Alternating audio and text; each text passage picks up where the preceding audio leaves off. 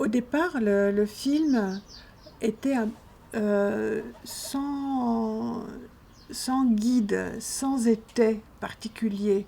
Je voulais que le spectateur puisse plonger avec ses filles, un peu comme on plonge dans... Pour moi, comme le cinéma est une plongée, une expérience qui passe pas forcément par les mots.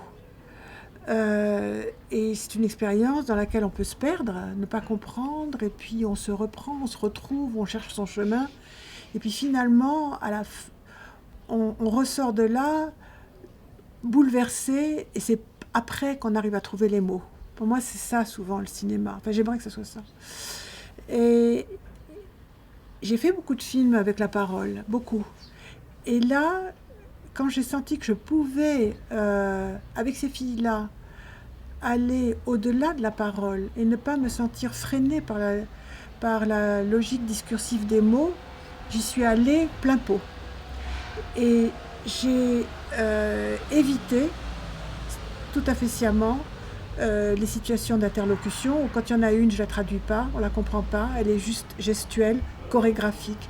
J'ai cherché la chorégraphie des corps, j'ai cherché que la musique, que l'image, que les lumières, que leur peau, que leurs yeux nous parlent sans recours aux mots. Voilà. Pour une fois, je voulais me sortir de la parole qui est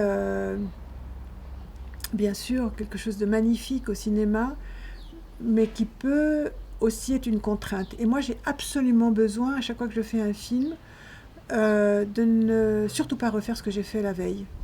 Et de me redonner, de me remettre sur cette ligne de démarcation entre le connu et l'inconnu pour réexplorer quelque chose que j'ai jamais fait, pour me mettre en danger. Parce que sinon, j'ai peur de devenir mollassonne et répétitive.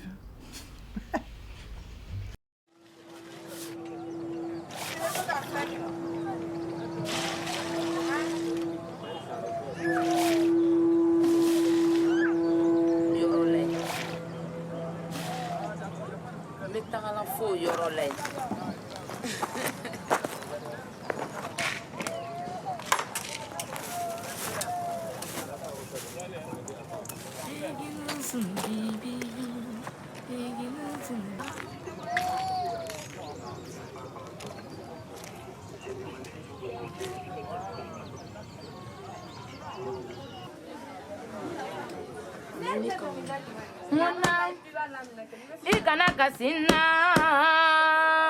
na kasimande mo wolo babere bisa ibolo aba wolo de unchibolo ikana kasiula na ikana kasina na kasimande mo wolo babere bisa ibolo aba wolo de unchibolo ikana miriula mo wolo fa bere bisa ibolo aba wolo de ntibolo ikana kasiola ni jigila mogo maba ikana kasiola ni wolo ba bere maba ikana kasiola ha na kasim maninde